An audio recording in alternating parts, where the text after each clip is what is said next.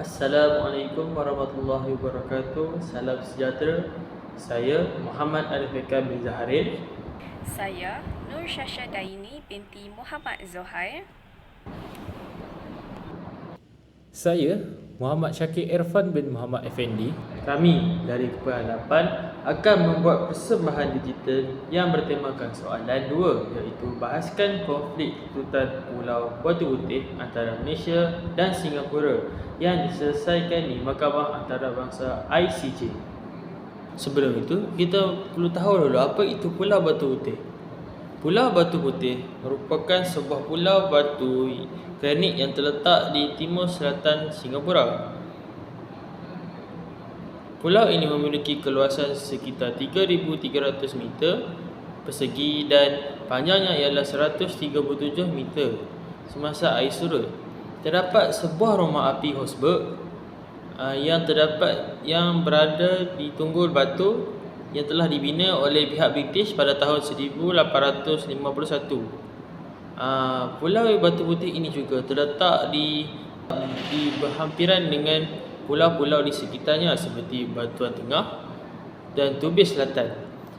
Pulau Batu Putih ini adalah merupakan subjek utama dalam pertindihan di antara wilayah Singapura dan Malaysia.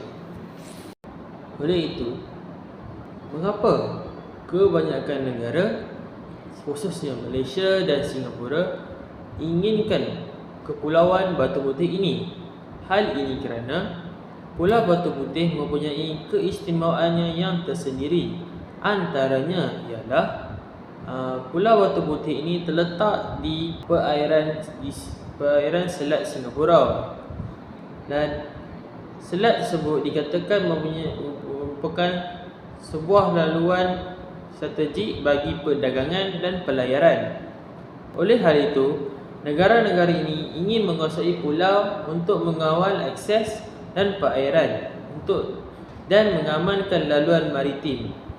Seterusnya, terdapat juga keistimewaan dari segi pulau, dari segi sumber alam semula jadi, yang di mana Pulau Batu Putih ini mempunyai sumber alam seperti ikan, mineral dan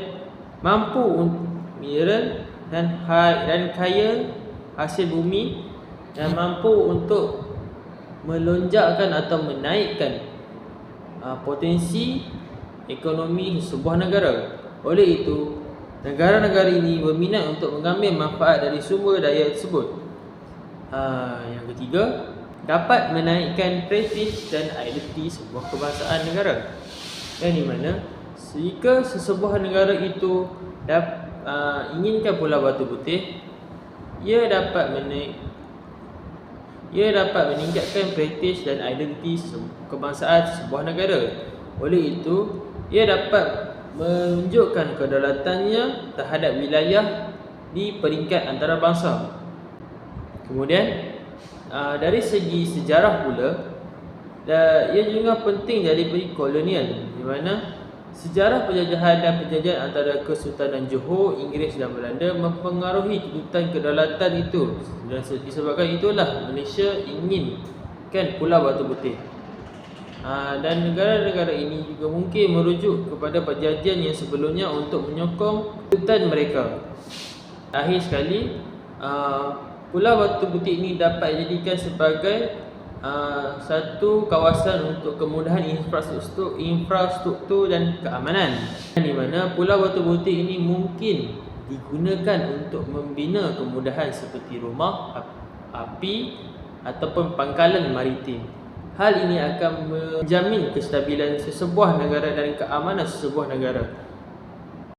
Disebabkan Pulau Batu Putih ini berada di antara Malaysia dan Singapura, hal ini telah menyebabkan berlakunya konflik di antara Malaysia dan Singapura tentang pertikaian pemilikan di atas Pulau Batu Putih. Konflik ini dikatakan bermula seawal tahun 1980-an apabila Singapura yang menyuarakan bantahan rasmi kepada Kuala Lumpur sebagai tindak balas terhadap peta Malaysia yang dikenali sebagai Territorial Water dan and Continentals Boundaries of Malaysia yang diterbitkan pada 21 Disember 1979. Untuk mengetahui dengan lebih mendalam asas tuntutan Malaysia, saya serahkan kepada saudara Syakir. Dipersilakan. Terima kasih kepada Arif atas pencerahan sebentar tadi. Seterusnya, kita akan berpindah kepada asas tuntutan Malaysia terhadap Pulau Batu Putih. Untuk pengetahuan semua, Pulau Batu Putih, Batuan Tengah, Batuan Selatan merupakan hak milik Malaysia dari segi sejarah dan undang-undang. Pulau ini juga merupakan sebahagian Kesultanan Johor yang berasaskan prinsip time immemorial, yang bermaksud ianya telah wujud atau berterusan untuk masa yang lama sebelum undang-undang moden dipraktikkan. Secara lebih ringkasnya, Pulau Batu Putih ini mempunyai undang-undang yang telah dibuat oleh British. Baiklah, kita pergi ke isi yang ketiga, yang di mana Malaysia telah menekankan bahawa Pulau Batu Putih ini sering dikunjungi oleh pedagang dan orang laut yang mempunyai hubungan rapat dengan Kesultanan Johor. Oleh sebab orang laut dan pedagang selalu mempunyai hubungan rapat dengan Kesultanan Johor, ini membuktikan bahawa tanggapan Singapura yang Pulau Batu Putih itu kosong adalah salah, kerana ia adalah sebahagian daripada wilayah Kesultanan Johor dan sekaligus hak Malaysia. Isi yang keempat pula, Berbatuan Tengah Middle Rock dan Batuan Selatan Salt Lake tidak pernah dianggap sebagai sebahagian Pulau Batu Putih tetapi di bawah kuasa Johor. Hal ini dikatakan kerana kemungkinan pedagang dan orang laut yang mempunyai hubungan rapat dengan Kesultanan Johor selalu lalu di situ, dan Kesultanan Johor menganggap bahawa kawasan itu merupakan kuasa Johor pada masa dahulu.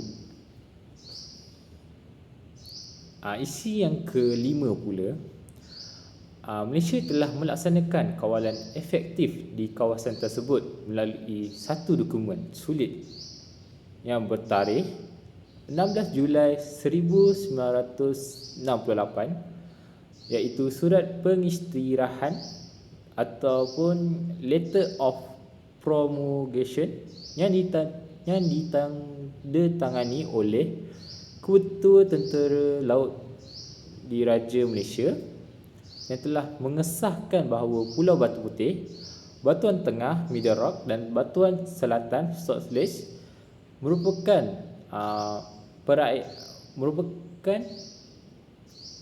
kawasan yang terletak dalam perairan Malaysia. Seterusnya, yang terakhir, iaitu Singapura tidak pernah mengeluarkan sebarang protes terhadap tindakan Kuala Lumpur, yang di mana pada pengetahuan semua, Malaysia dan Singapura pada masa itu telah menandatangani perjanjian yang di mana untuk menggabungkan kedua-dua belah negara, tetapi telah terdapatnya beberapa konflik antara kaum yang terpaksa Malaysia mengeluarkan Singapura supaya rusuhan kaum tidak berlanjutan sehingga kini. Oleh itu, Singapura juga tidak memprotes tindakan Kuala Lumpur terhadap tindakan tersebut. Untuk pengetahuan semua lagi, Malaysia dan Singapura, dan di tengah-tengahnya merupakan Pulau Batu Putih. Apabila Malaysia dan Singapura digabungkan, berlakunya konflik, dan apabila rusuhan kaum ini berlaku, maka wilayah Pulau Batu Putih ni merupakan rebutan antara negara Malaysia dan Singapura. Sekian sahaja daripada saya. Sekian, terima kasih. Seterusnya saya menyerahkan kepada Nur Syasha Daini. Silakan. Hujah Singapura terhadap Pulau Batu Putih ialah Pulau Batu Putih adalah milik British dan sebagai pewaris ia berhak untuk mewarisinya. Singapura dan pentadbir terdahulu iaitu United Kingdom telah melaksanakan prinsip kawalan efektif yang berterusan ke atas Pulau Batu Putih sejak tahun 1874. Seterusnya, pulau tersebut adalah satu kawasan terra nullius di mana terra nullius merujuk kepada tempat tidak dituntut oleh negara berdaulat yang disahkan oleh kuasa barat.